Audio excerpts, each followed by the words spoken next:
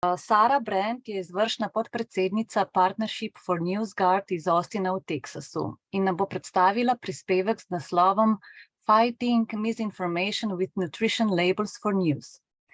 Novinarji Newsguarda raziskujejo in recenzirajo kredibilnost novičarskih spletnih strani, da omogočijo bralcem širši pogled na spletne novice. Sara Brandt bo predstavila, kako lahko nutrition label oziroma nalepka v sestavi živil na verih novic zavira širjenje dezinformacij in kako lahko knjižnice pri tem pomagajo. Danes si bomo pogledali posnetek, ker je predavateljica odsotna. Vsa vprašanja, ki se vam bojo morda porodila med prispevkom, pa lahko pošljete na njen elektronski naslov.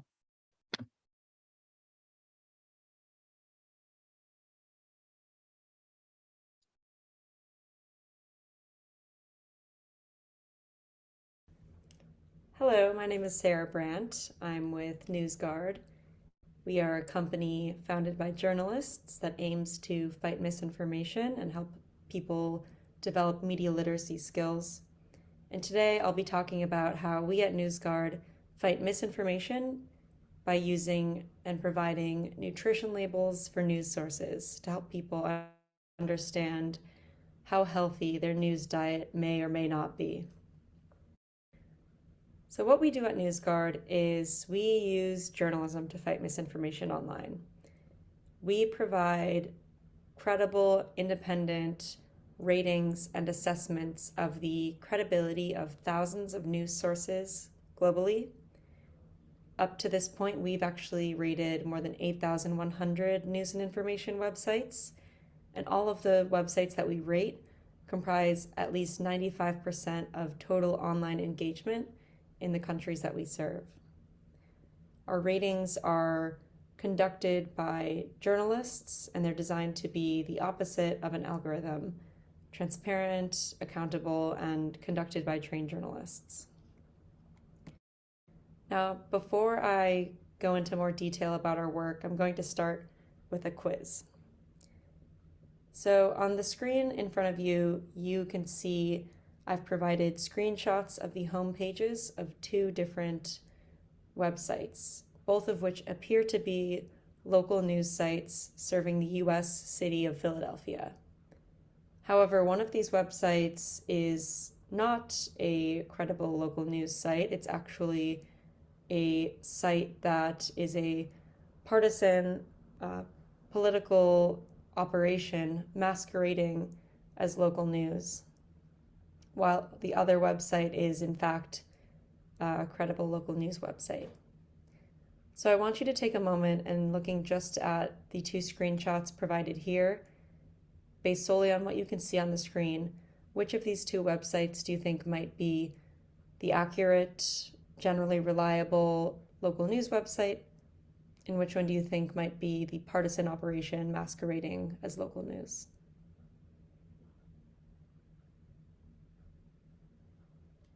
All right, I'll move ahead to the big reveal.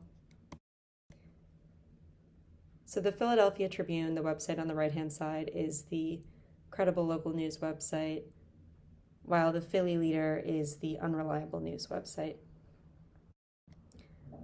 So a bit more about these two websites based on Newsguard's ratings and reviews of the website. What I'm showing you here is the nutrition label review and the rating that we provided for the Philadelphia Tribune, or phillytrib.com. And as you can see, this website scores 100 out of 100 on Newsguard's trust score, which is derived from the fact that it passed all 9 of our criteria. And you can see in our description of the website, this is the website of the oldest continuously published newspaper in the United States serving the African American community in Philadelphia. It was founded in 1884 and continues to publish news to this day. Meanwhile, phillyleader.com is actually a website that's part of a network of more than 1,000 websites that are all owned and operated by a company called Metric Media, which is a website a company financed by a conservative organization that publishes political propaganda, essentially masquerading as local news. And these websites have published false claims about COVID-19 and other topics. So our work at Newsguard is designed to help users spot and easily tell the difference between websites like the Philly Tribune and the Philly Leader. So we have a team of journalists globally, and our journalists provide apolitical assessments of thousands of websites based on 9 basic criteria of journalistic practices. The criteria that we use to evaluate websites measure the credibility of a source as well as its transparency practices. Then, based on how the website fares on our 9 criteria, it receives a score out of 100, which then corresponds to an overall green rating, indicating the source is generally reliable, or a red rating, indicating the source is generally unreliable. Then, to back up and explain every single rating, we produce what we call a nutrition label for every single source, which is a detailed review explaining who's behind this website, what kind of content does it publish, and why did it receive the rating that it did from Newsguard. As you can see here, these are the 9 criteria that we use to evaluate every single website, broken out into 2 buckets. The first 5 criteria that we use look at the credibility practices of the source. For example, we evaluate whether the website repeatedly publishes false content. Then we look at how they gather and present information and whether it's done responsibly. We assess whether the website has a corrections policy in the event that it makes errors. We look at how the website handles the difference between news and opinion. And then we assess whether the website avoids deceptive headlines. Next, the final 4 criteria assess the transparency practices of the source, evaluating whether a website discloses its ownership and financing practices, whether it clearly labels advertising, and whether the website provides adequate information about who's in charge, such as its editor or publisher, as well as its content creators. These are, again, basic journalistic criteria, and much like they're the criteria that we at Newsguard use to evaluate websites, they really can serve as excellent criteria for any member of the public.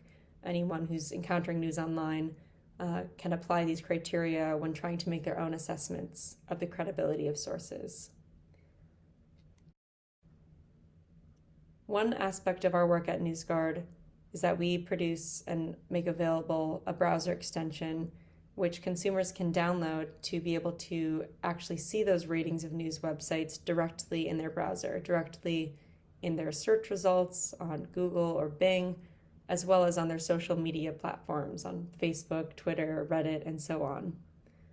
So once you have the extension installed, users will come across Newsguard's green and red icons next to websites evaluated by Newsguard.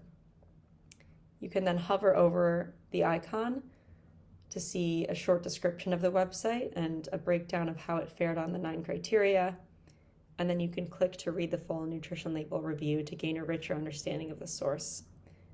So this tool is available for Google Chrome, Firefox, Microsoft Edge, and Safari. And while it typically costs a small subscription fee, we actually are able to provide this browser extension at no cost to public libraries globally, to any public library that wants to be able to offer this tool at their library.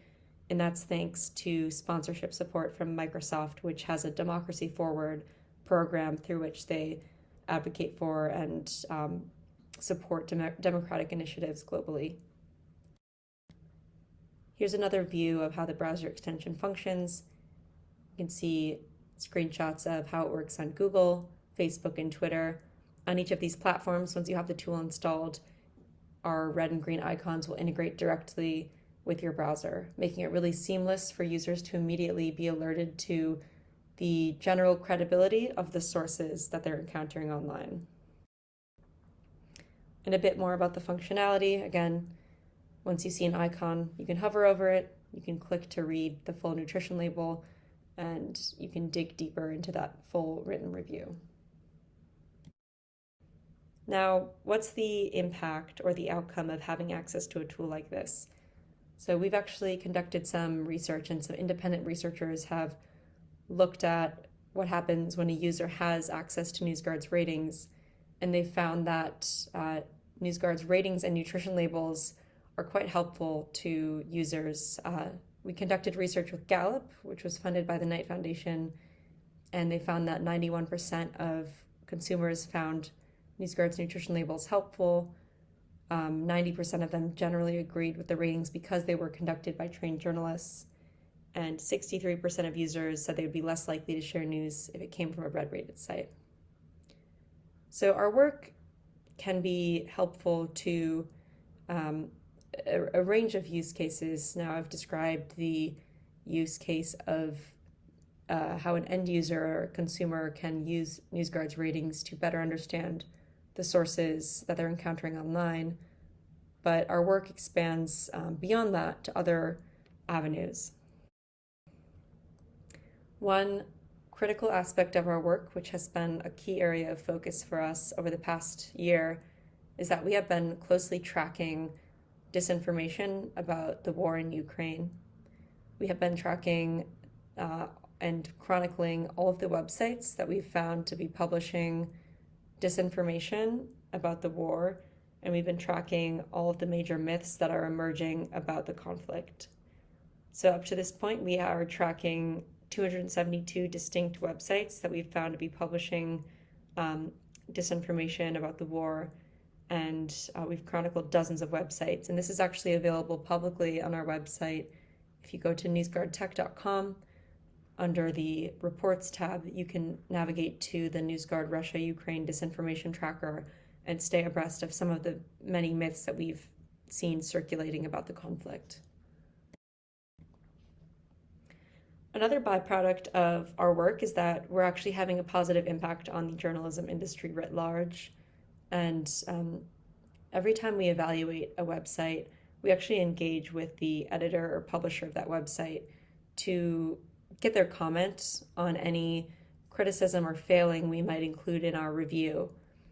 And what happens in that process is that many websites will actually make strides to improve their practices to get a better Newsguard score. And we've actually engaged with more than 1,800 different websites at this point that have improved at least one of their practices to improve their Newsguard score. For example, we listed a few examples here. Newsweek and Yahoo improved their corrections policy after engaging with Newsguard. Reuters, Fortune, Times of London, The Sun, and the Mail Online all added information about their journalists producing their content. Forbes, the Providence Journal, and the Sacramento Bee all started to label advertising more clearly. And finally, Al Jazeera, for the first time, disclosed on its website that it is owned by the Qatari government. We currently have partnerships with more than 800 public libraries globally, which use Newsguard, again, at no cost, and they install it on computers that they make available to the public, as well as computers that that library staff use. And these can, again, this can be a helpful tool for individuals who are coming into the library to conduct research or simply using library computers to find information about topics online. By having access to Newsguard's browser extension, individuals can have an easier time locating reliable sources and avoiding unreliable sources that might be spreading misinformation. So here are some examples of some of the public libraries we work with in the US, the Chicago Public Library, the Los Angeles Public Library, and so on. And we're particularly excited to state that we work with 2 Slovenian libraries, as you can see here, the Central Library of, well, I won't try to pronounce it because my Slovenian could use a bit of work, but we're eager to be working with Slovenian libraries and would welcome further Slovenian libraries to partner with us. Now, the one caveat is that currently Newsguard does not rate Slovenian news sources. We hope to be able to offer ratings of Slovenian news sources one day, but we do rate websites in the US, Canada, the UK, France, Germany, Italy, and Austria, and we continue to expand globally. So to the extent that your library visitors are accessing information from other global sources, Newsguard can be a helpful reference tool. a bit more about our library partnership program and what it can entail. As I mentioned, libraries can choose to install Newsguard's browser extension on staff and patron computers. We also have various supplementary resources and a one-page handout that libraries can distribute that will inform their visitors about the new service, and which provides a listing of the 9 criteria that Newsguard uses. We also offer a guide for educators, which includes a lesson plan and suggested exercises for educators, and libraries may select to use that as part of a broader media literacy program, either for adults or young visitors to the library. Newsguard can finally be a useful way to start a conversation with a visitor about media literacy and about why it's important to find accurate sources online.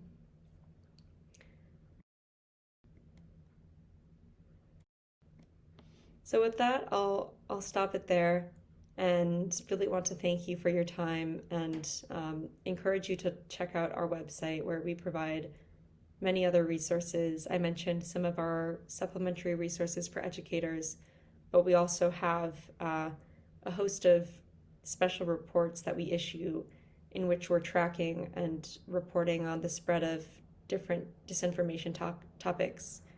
For example, just this past week, we put out a report about TikTok and how misinformation spreads on TikTok. Specifically, we looked at the search function on TikTok, because it's been recently reported that many young people use TikTok as their main search engine, even above Google. But it happens that when you search for different topics that are common magnets of misinformation, when you search for those topics on TikTok, users are often presented with misinformation about 20% of the time. And we have a monthly newsletter called our Misinformation Monitor, in which we're continually providing reporting about different misinformation trends. Again, really grateful to you for your time and attention. I've provided my email address on this slide if you're interested in getting in touch about becoming a partner library, or you simply wanted to ask some other questions about our process. But encourage you to check out some of the other resources and reports we have available on our website. And thanks so much.